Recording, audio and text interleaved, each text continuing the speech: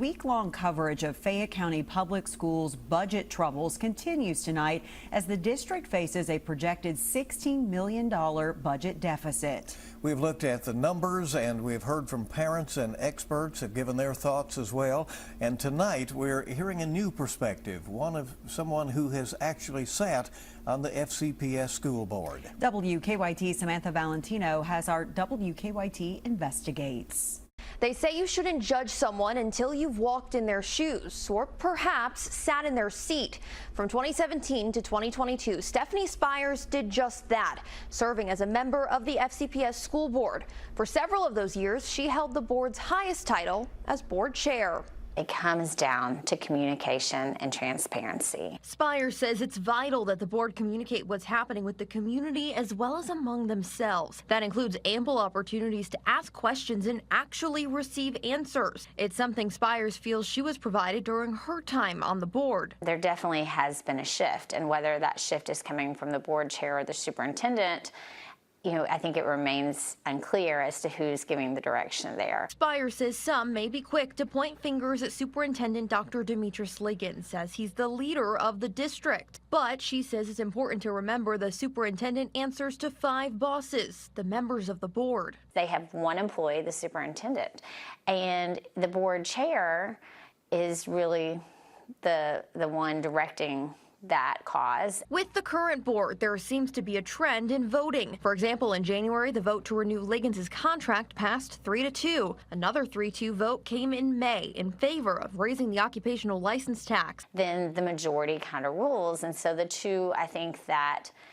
are not with the majority are being left out and maybe not getting their answers. As for why that could be happening, and it may be that the majority does not feel that they need to answer those if they have enough information to move forward. Some board members have been very vocal about their desire for answers regarding the district's contingency. What was initially projected to be just shy of $42 million now sits at $26.3 million. So what happened? Dr. Liggins says he doesn't have an answer, but an investigation is underway. I don't believe there has been truly misconduct in the sense of someone has misspent the money knowingly, someone has done something.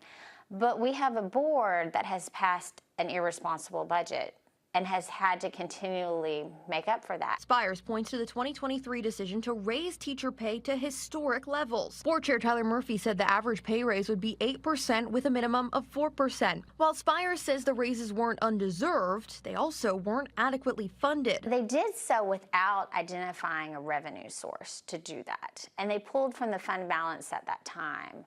And that's when I think some of us, myself included, began to raise some alarms that, what is your plan?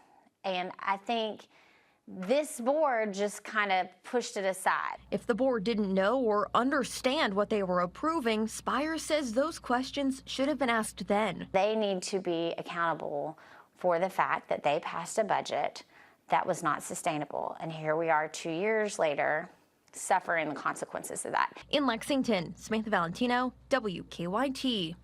The FCPS board is holding a special called meeting tomorrow. It will start at 5:30. The board said tomorrow's meeting will serve as a public hearing, and it will allow community members to share their thoughts on Superintendent Liggins' suggestions to address the $16 million projected budget deficit.